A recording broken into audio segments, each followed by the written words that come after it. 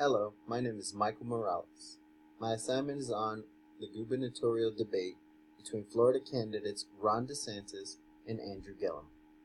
Ron DeSantis is quoted saying, "The last thing we need to do is to monkey this up by embracing a socialist agenda."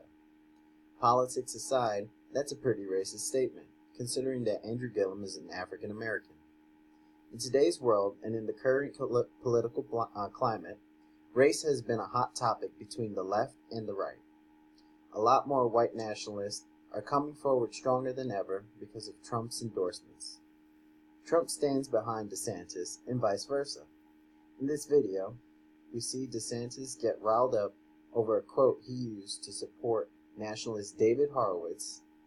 He then claims about being unaware of Horowitz's quotes. Let's see this unfold.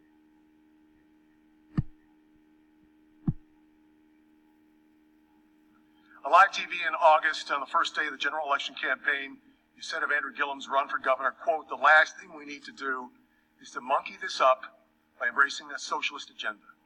Fox News quickly disavowed your words, saying, quote, "They do not condone the language." Now, you called some of this response absurd.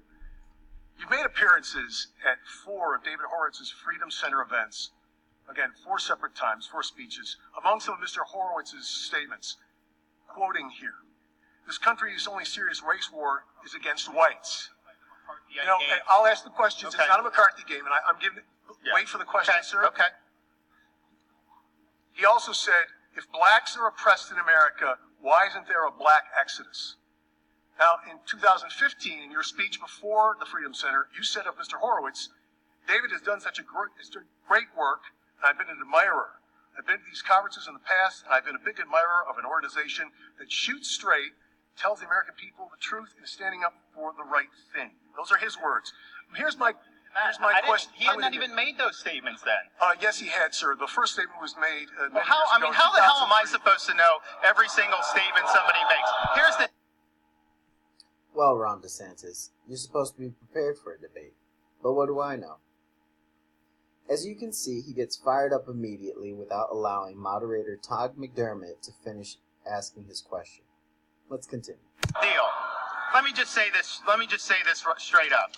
I've lived my life, whether it's athletics, whether it's military, whether it's serving as a prosecutor. When I was downrange in Iraq, we worked together as a team regardless of race. We had the American flag on our arm. We wore the same uniform, and we fought for the country. When I was a prosecutor, I stood up for victims of every race, color, and creed. That's the only way to do it in our country. It's something I believe in, and as governor, I will represent all the people. Everyone will get a fair shake. But I am not going to bow down to the altar of political correctness. I'm going to not let the media smear me like they like to do with so many other people. Sir, I'm certainly not going to take anything from Andrew Gillum, who's endorsed the Dream Defenders, which says Israel is an apartheid state, and which says the police and prisons have no place in justice. Mr. Gillum, wait for the applause.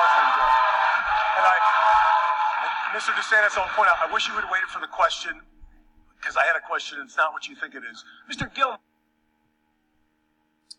Here we will see Andrew Gillum's response. This statement was what went viral when Andrew Gillum tweeted out his response, which suggests that Ron DeSantis is complicit with racism. I'll give you a chance to respond now. Well, let me first say, my grandmother used to say, "A hit dog will holler," and it hollered through this room. Mr. DeSantis has spoken. First of all, he's got neo-Nazi.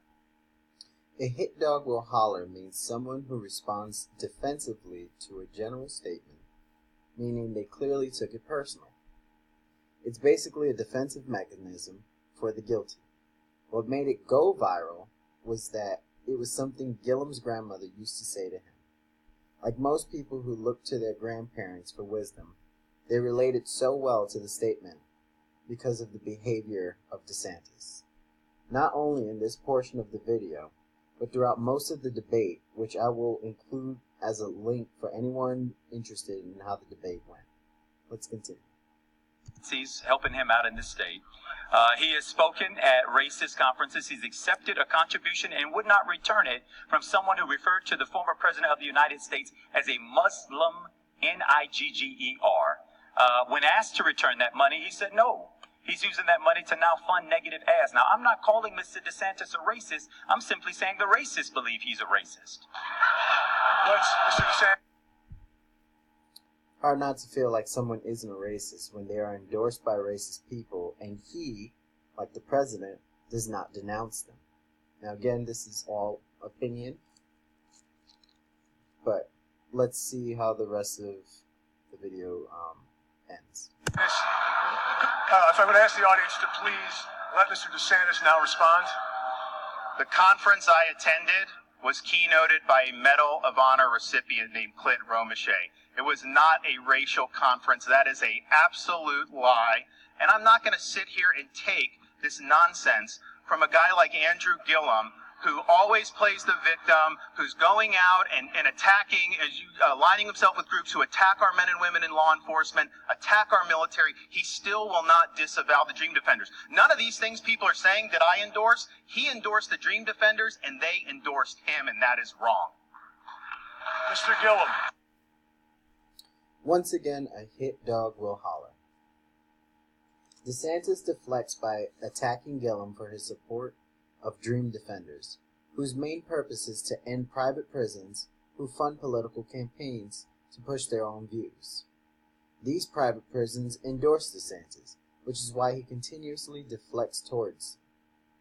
Thank you for watching. Hope this was both entertaining and informative for you as it was for me.